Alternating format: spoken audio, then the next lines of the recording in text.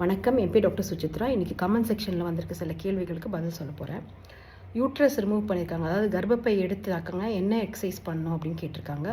என்ன கேட்டால் யோகா பண்ணுங்கன்னு தான் சொல்லுவேன். எக்ஸசைஸ் அதுதான் பெஸ்ட் எக்ஸசைஸ். அதை தவிர கெகல் எக்ஸசைசஸ், அதாவது pelvic floor strengthening exercises, urine problem வராமல் இருக்க அந்த பெல்விக் ஃப்ளோர் எக்ஸசைசஸ் பண்ணிங்கன்னா உங்களுக்கு யூஸ்ஃபுல்லாக இருக்கும். கெகல் எக்ஸசைசஸ். சைனஸ் இன்ஃபெக்ஷனுக்கு என்ன ட்ரீட்மெண்ட் கேட்டிருக்காங்க. அதுக்கும் என்னோடய சொல்யூஷன் யோகா தான். ஏன்னா நிறைய பேர் சொல்லியிருக்காங்க பிராணாயாமா பண்ணால் அவ்வளோ சைனஸ் ப்ராப்ளம் இருக்க மாட்டேங்குதுன்ட்டு. நீங்கள் டாக்டர் போய் பாருங்கள், இஎன்டி டாக்டர். அது தவிர B12 நியூரோபயோனும் சேமான்னு கேட்டிருக்காங்க. கிட்டத்தட்ட ஒன்று தான். நியூரோபயோனில் மெயின் இன்க்ரீடியன்ட் B12 தான். அதை தவிர வேறு ஒரு 2 விட்டமின்ஸ் இருக்குது, பி விட்டமின்ஸே. அதில் நியூரோபயோனில் B12 தவிர மற்றதும் இருக்குது. B12 நியூரோபயோனும் சேர்த்து போடலாமான்னு கேட்டிருக்காங்க. தேவையில்லை, ஏன்னா நியூரோபயோனில் மெயின் இன்க்ரீடியன்ட் B12 தான், அதுக்கு தான் கொடுப்பாங்க. ஸோ ரெண்டுத்தில் ஏதாவது ஒன்று போட்டால் போதும். குதிக்கால் பின்னாடி வீக்கம் இருக்குதுன்னு சொல்லியிருக்காங்க. குதிக்காலில் அடியில் பாதத்தில் வீக்கம் இருந்ததுன்னா வேறு, அது வலி இருந்ததுன்னா அது பிளான்டர் ஃபேஷியட்டிஸாக இருக்கலாம். பின் சைடாக இருந்ததுன்னா அது ரீட்ரோ கால்கேனியல் பர்சைட்டிஸாக இருக்கலாம். நீங்கள் ஒரு டாக்டர் தான் போய் பார்க்கணும். அதுக்கு யூஸ்வலி ஐஸ் மசாஜ் ரொம்ப நல்லா ஹெல்ப் பண்ணுது அந்த ரீட்ரோ கால்கேனியல் பர்சைட்டிஸ்க்கு. அதை தவிர மருந்து மாத்திரைகள்லாம் போக்கணும், அது நீங்கள் டாக்டர் தான் பார்க்கணும். 45 வயசு ஆகுது எனக்கு ரா ரைஸ் எடுத்து நான் சாப்பிட்றேன், மண் சாப்பிடணும் போல் இருக்குதுன்னு சொல்கிறாங்க.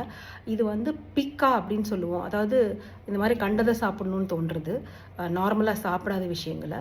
இது அயர்ன் டெஃபிஷியன்சியோட சிம்பிளாக இருக்கலாம். அதாவது இரும்பு சத்து குறைச்சலாக இருந்தால் இந்த மாதிரி வரும். அதனால் நீங்கள் ஃபஸ்ட்டு போய் உங்கள் டாக்டரை பார்த்து உங்களுக்கு அனீமியா இருக்கா, இரும்பு சத்து குறைச்சலாக இருக்கான்னு பார்த்துட்டு அது இரும்பு அனீமியா சரி பண்ணிட்டீங்கன்னா அது சரியாக போயிடும். ஹேர் லாஸ் டேப்லெட்ஸ் கேட்டிருக்காங்க. டெர்மட்டாலஜிஸ்ட் பார்த்து தான் நீங்கள் போட்டுக்கணும். ஏன்னா யாருக்கு எது போட்டால் ஒத்துக்காது என்னென்னலாம் எனக்கு தெரியாது. இருந்தாலும் கேட்டிங்கன்றதுக்காக நான் 2-3 பேர் சொல்கிறேன். உங்களுக்கு ஒத்துக்கலைன்னா என்ன சொல்லாதீங்க, நான் கேள்விப்பட்ட மாத்திரைகளும் உங்களுக்கு சொல்கிறேன். அஸ்டமின் ஃபோர்ட் மல்டிவிட்டமின் போட்டால் ஹேர் லாஸ் குறையுதுன்னு சில பேர் சொல்லியிருக்காங்க.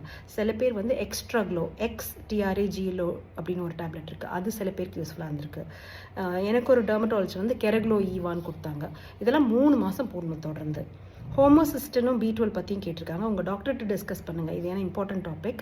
பேசிக்கலி B12 குறைச்சலாக இருந்தால் ஹோமோசிஸ்டன் ஜாஸ்தியாகும். ஹோமோசிஸ்டன் ஜாஸ்தி இருந்ததுன்னா பிளட்டில் உங்களுக்கு ஹார்ட் ப்ராப்ளம்ஸ் எல்லாம் ஜாஸ்தியாக வாய்ப்பு இருக்குது. அதனால் B12 டெஃபிஷியன்சி இருந்தால் ஹோமோசிஸ்டன் ஜாஸ்தியாகும். ஸோ உங்களுக்கு ஹோமோசிஸ்டன் பற்றி என்ன தெரிஞ்சுக்கணுன்னா உங்கள் டாக்டர்கிட்ட நீங்கள் டிஸ்கஸ் பண்ணணும். வணக்கம்.